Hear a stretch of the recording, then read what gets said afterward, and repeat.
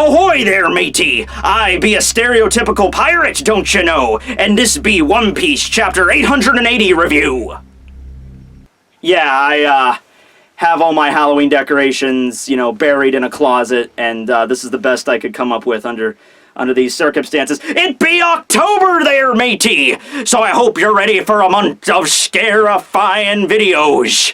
Yo ho ho ho ho! Not you. Ho!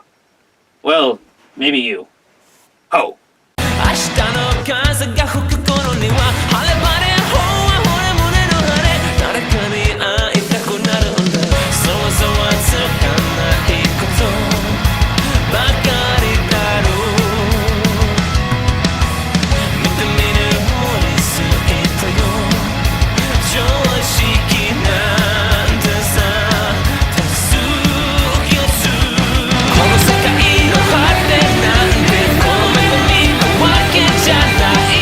You know, I just realized the stereotypical, you know, hook for a hand kind of pirate, that is embodied within Crocodile. I just got that. That's the reason he has the hook. It's not because he's a badass anime villain, it's because he's a pirate, and it's stereotypical that pirates have hooks. So, there you go. Okay, so, One Piece, Chapter 880 review titled, No Way Out. I have this strange feeling they're gonna find a way out. This is just me, but I don't think that the series is gonna end right here with Big Mom catching up with the Thousand Sunny, crunching it up into a tiny little truffle, devouring it, digesting it, and then shitting out the Straw Hat crew. I just have a feeling that that's not how this is gonna go down. But okay, let's give it a shot. Oh, the cover page, right? Kind of a lame ending, but the end of Sai's little mini arc is that the woman that was originally engaged to marry Sai turns out to be having a reverse harem of sorts. So it's only like Sai would have been like the 27th like husband or something. So it's not that big of a deal. Whatever, good for her. Okay, so the chapter begins with Pudding, Chiffon, and Sanji arriving at Cacao Island. Now, the citizens of Cacao Island know a little bit about what was going on at Whole Cake, but they don't know the entire story there. So Pudding is able to kind of manipulate them into helping her out. She arrives with Chiffon in handcuffs because they probably heard that Beige was one of the traitors in their midst, and Chiffon was married to Beige, so that's some concern there. Chiffon really doesn't care too much because she already knows, you know, she's kind of done with the country to begin with, and she knows that everyone, you know, hates her already because Big Mom kind of hated her, so it's like, whatever, it's fine, I understand what I need to do here. So she arrives in cuffs, and Pudding has to kind of convince the townspeople. We see the police officer there that arrested Luffy and Chopper back at the beginning of the arc for eating jelly beans, like, I think we got a code 3. Jelly bean larceny, you know, like whatever kind of crazy wacky laws exist in the One Piece world here, in Totland, I guess I should say. It's just great. It's just like first degree chocolate theft. I don't know.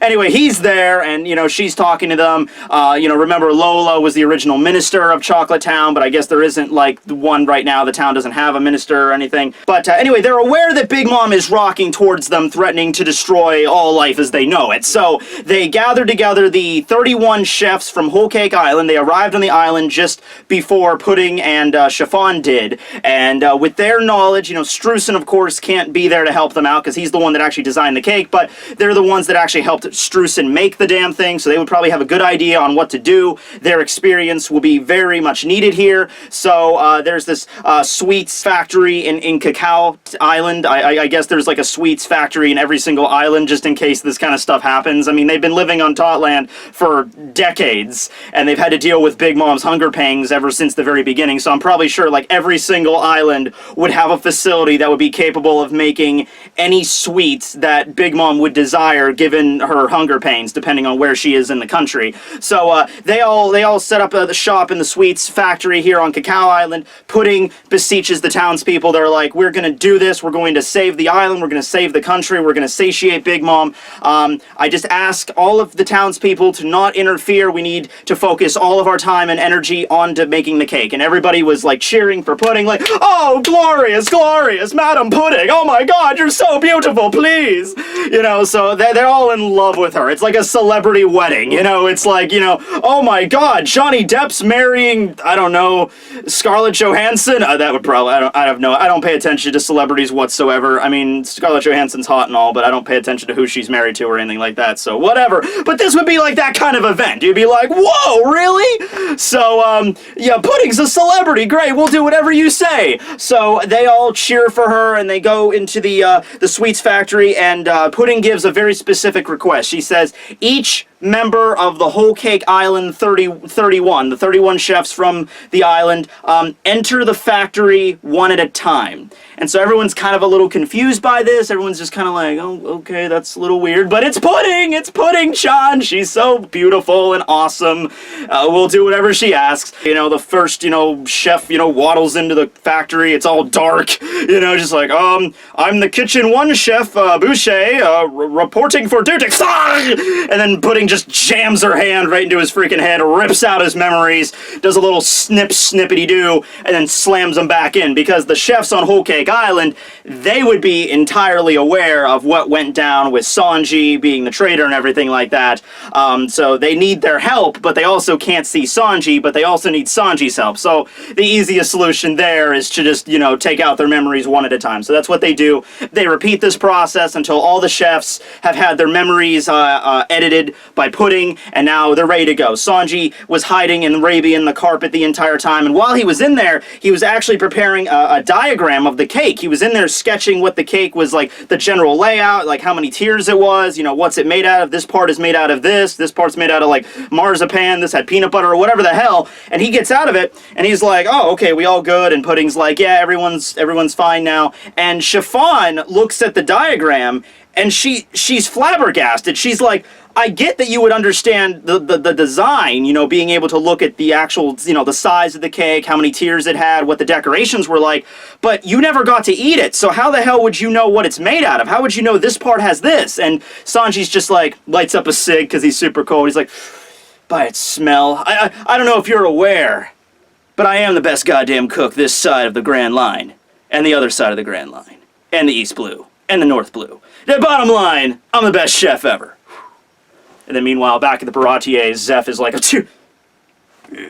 but anyway, yeah, we see Chiffon with the face fault, like, oh my god, it's amazing that you could do that, you're incredible. And I'm like, bitch, I know. And then you cut over to Pudding, getting all geared up. She's wearing all of her chef gear, apron, poofy hat. By the way, can I just ask something straight up? I'm not a chef. I'm not going to culinary schools or anything like that.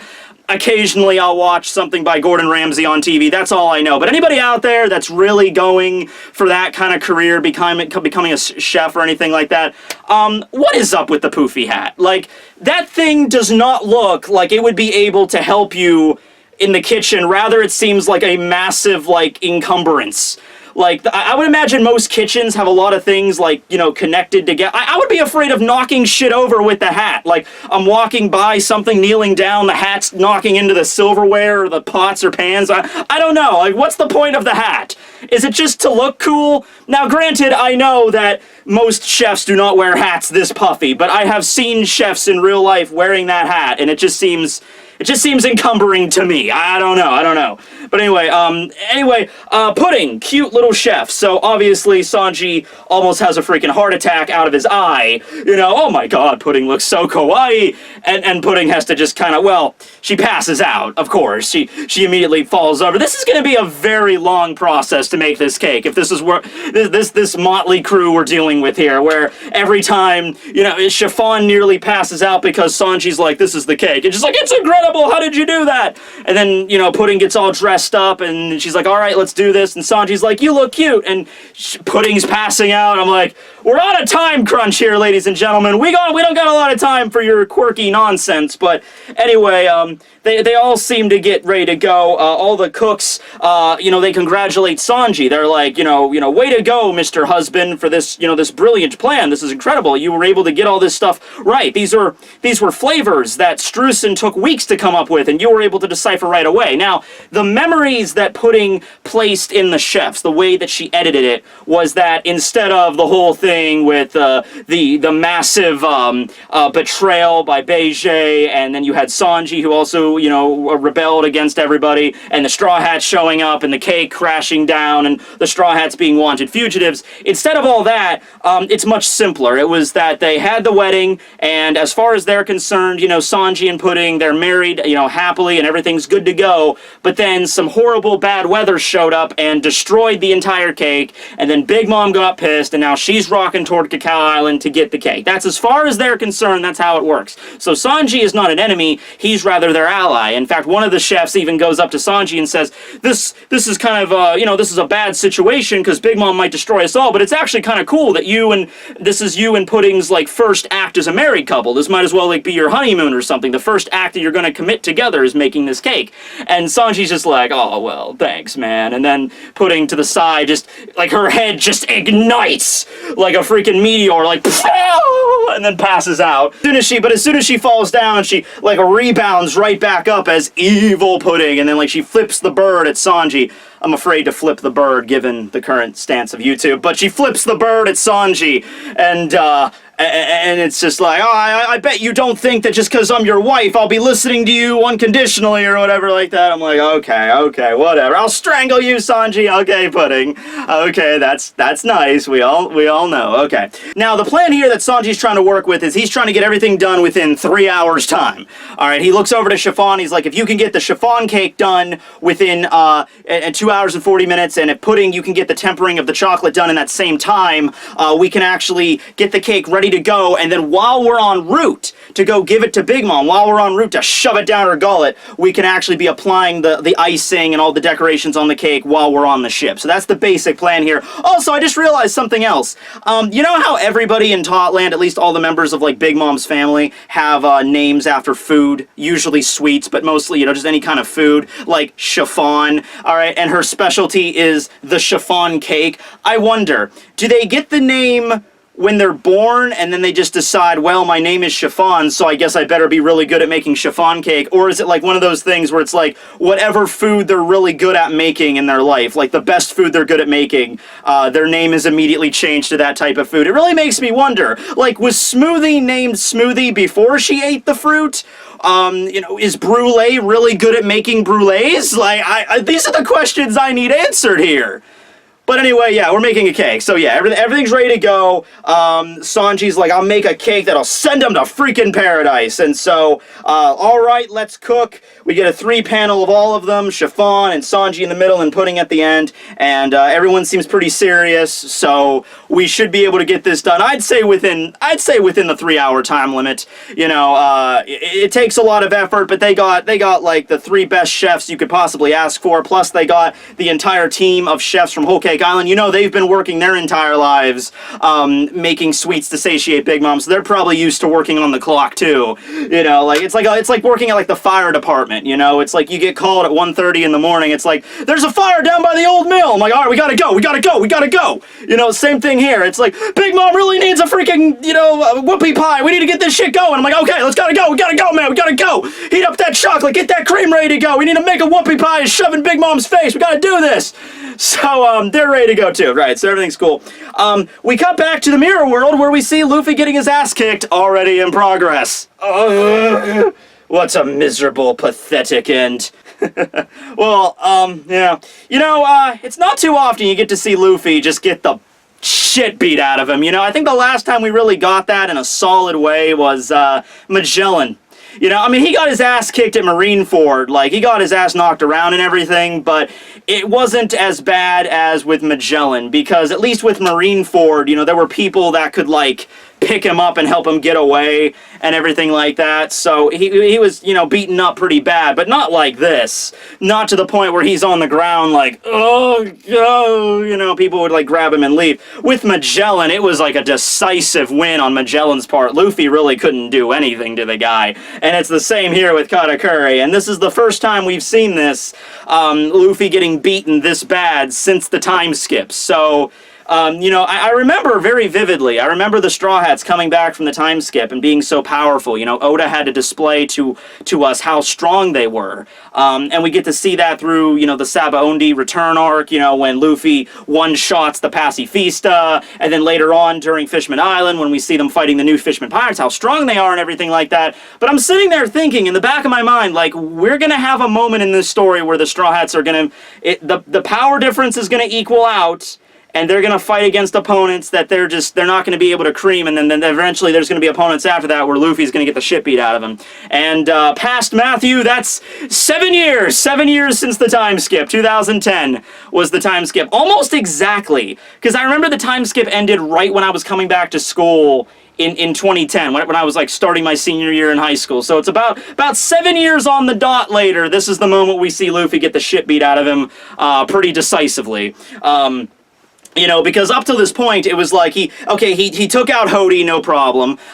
Caesar Clown was no concern. The first real fight he had that can either go, you know, one way or the other, that was Doflamingo. And I think the only reason that Luffy even managed to beat him was because Doflamingo took a lot of damage from Law and Luffy beforehand, and then when Luffy and him started like their second fight, he was already kind of damaged. I mean, Luffy was too, but, you know, Dofi took some damage before that as well. But here it's no contest. Katakuri doesn't really, he barely has a scratch on him, maybe doesn't even have a scratch on him, and Luffy is lying battered and broken, blood everywhere, covered in bruises on the ground, barely wiggling a freaking foot. Yeah, he's pretty beaten up. Right, so Katakuri yells over to Brûlé to get her ass moving, because she was passed out when Luffy, like, choke slammed her into the floor.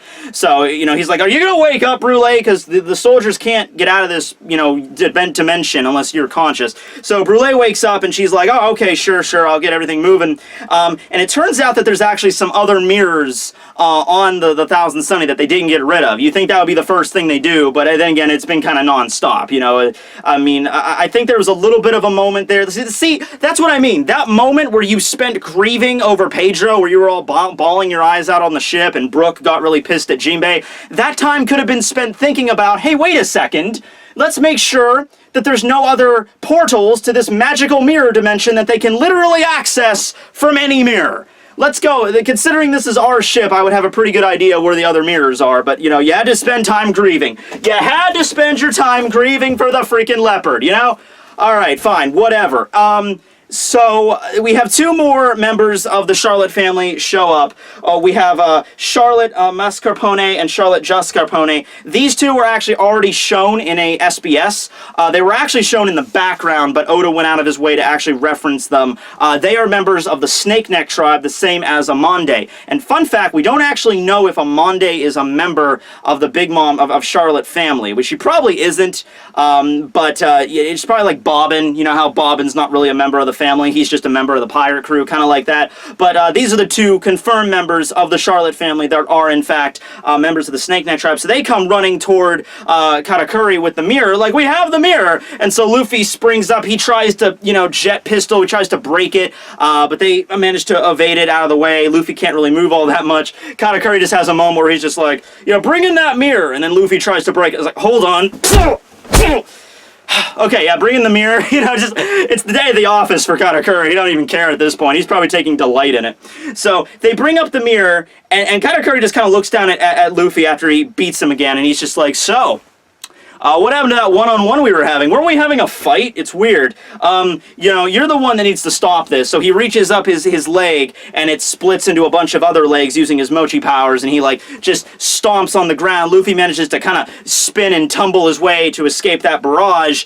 He picks up one of the mirror shards, one of the original mirrors that he broke, the one that connects to the Nami's mirror on the deck that's shattered, but he could still, you can't go through it, but you can still see through it, and you can still, like, communicate through the mirror shard. So he's yelling to Nami and Jinbei. He's like, hey, can you hear me? Can you hear me? And we cut over to the Thousand Sunny, where we see the last scene of the chapter. They're in the middle of the Tautland Sea. They're being surrounded. It didn't take very long for Big Mom's crew to get caught up to them at all. They're already dealing with cannonball fire. And so Nami picks up the shard, and she's like, Luffy, are you there? Are you okay? And Luffy's like, yeah, I'm fine, whatever.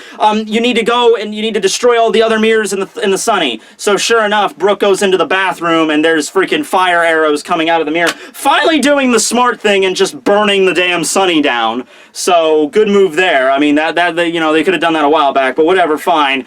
They start shooting the fire arrows through that, and that's not like a huge concern, I guess, because you can always put out some fires. Actually, what's really good at putting out fire? Water. They just need to get, you know what really needs to happen? They need to have like a massive wave just wash over the Sunny, and then that'll put out the fire. Easy peasy lemon squeezy. So we cut back over to the Mirror World very briefly, where Jascarpone and Mascarpone and Brûlé, they're all just laughing their asses off as they're shooting arrows into the mirror, and then Luffy's trying to stop them. Katakuri, you know, knocks him into the ground with his leg, and then we get the final scene where we cut over to Nami, and everyone's freaking out, like Carrot's freaking out. She's like, look, look, look! And Nami turns around, and Brook and Chopper and Jinbei, they all kind of turn around at the same time, and they have this moment. You know that moment that you reach where you're just like, you know you're screwed. You know you're done. There's no way you could survive. But you've screamed yourself out. You've just reached a limit where you just can't be like, ah! So you just have a moment where you just resign your fate. And this is the moment that I see this expression all over Nami's face, where she turns around and sees this giant F-off tsunami, like, just looming over the Sunny, and it has the face of a homie on it, which I guess that confirms that Big Mom can create water homies, why she didn't do this earlier. You think there would be a lot of water homies in Totland if she could do that, but whatever. I'm just gonna name this little happy guy Poseidon, because we're going with the Zeus and the Prometheus, so why not Poseidon? And she's riding the wave. She's just, you know, surfing Totland, you know, whatever. And Nami's looking at this, and she just looks at the mirror shard, and she's just like, hey, Luffy, I'm sorry, but I think we're done for. At just a moment, I can't scream, I'm not gonna yell, I'm not gonna freak out. It's just like, we gave it a best shot, but giant wave, Yonko, cannonballs, other ships, our ship's on fire. Later, rubber pirate cowboy, you know, like, what are we gonna do in this situation? And oh, seriously, what are they gonna do in this situation? Holy crap. So yeah, I mean, that's cool that Big Mom could do that, like, she can create a water homie, or maybe it's a juice homie, considering that it's probably like juice, that might be another thing. But that even raises more questions. Like, I don't think we saw that many, like, aquatic or liquid homies throughout Totland, you know? It was always, like, flowers or, you know, trees or something like that. Think about how advantageous it would be to have, like, all the water that's running through Totland, or all the juice or soda or whatever, be sentient and being able to spy on you. You know, that would be extreme. That would be like your network, your spy network right there. You wouldn't even really need any other homie if you had that. But, whatever, I guess that's the reason she didn't come up with it. Oh, and some people might bring up those territorial sea slug things. I always imagine those as just like an extension of the Den Den Mushi, not actually a homie. Rather, they are just, you know, these other kinds of sea creatures that, output like a mental signal. That's what I thought those things were. I don't think those were actual homies, but okay, it's cool. I'm actually trying to think ways that they could avoid that massive wave, and they already did Kude Burst, and they might be able to do it again, but I don't think that's the way they're gonna get out of this. I don't think that. The only possible way, the only way right now that I could see these guys getting away scot-free, because keep in mind, the cake is still like 3 hours out. You know, it's not like Sanji's gonna show up at the last minute and throw the cake into Big Mom. You know, that's gonna be kind of difficult to do that. It's still, so it's not even done preparing yet, unless Oda really wants to screw up the time frame, but I don't think he'll do that. I'm just gonna throw something out here, and it's gonna sound massively like fanfiction-y or whatever, but okay, we have a giant wave coming toward the Thousand Sunny. There's nothing they could do to stop it. I mean, Jinbei has Fishman Karate. Maybe he might be able to do something about it, but I doubt that. Who else do we know that can fight against a giant wave? Well, Aokiji, for one, he could freeze it. That could be something. I mean, I know it's not like it doesn't not make sense. I mean, we don't know where Aokiji is right now. He was allied with the Blackbeard pirates. Maybe he'll show up and save the day. Maybe Mihawk will show up and cut the wave in half. I'm trying to come up with things, guys. Alright?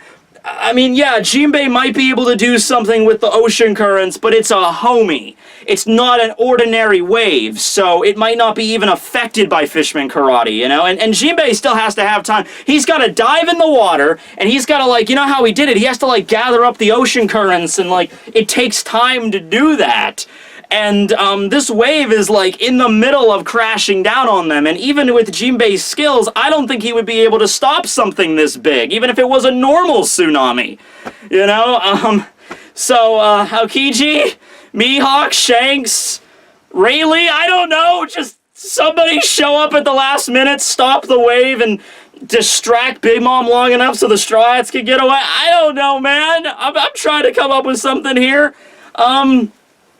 Yeah, as for Luffy escaping the Mirror World, I always just assumed that he was going to get out of the Mirror World when they got to Cacao Island. But now that we know that there's other mirrors on the Sunny, it's very likely that he might just figure out a way to tumble through one of these mirrors, because there's one in the men's quarters and there's one in the bathroom. So he might, the one in the bathroom is the one that they're shooting the fire arrows through. So maybe Luffy might find the other one in the men's quarters and get through that way. Yeah, I'm actually really interested, and thank you, Oda, for not ending it on, like, we'll be on a break for the next 2 weeks, because I really want to see how this is going to pan out, because I have no way of knowing, like, definitively. Usually you can point to something and you can be like, oh, okay, well, that character can just do that and we'll be done, or that character could just use their Devil Fruit ability and they'll be good. The best thing I can come up with right now at this moment is Jinbei's Fishman Karate. That's all I got, and I don't think that'll be good enough. I don't think that would just be an easy fix to this solution. But outside of that, can we have somebody else show up and save the day? Because that would be a cool way to end the arc. I don't know about you, but Aokichi showing up at the last minute and Ice Age and freezing the wave. Big Mom's stuck to it like, I can't move! And then you could still have the epic arrival of the cake. Like, I guess it's an ice cream cake. Blah! Yeah, you can still have that. Alright, fine. I'm debunking on Kuzan. Hashtag pray for Kuzan. Alright, have a good one, everybody. Signing out. Later. Oh, boy.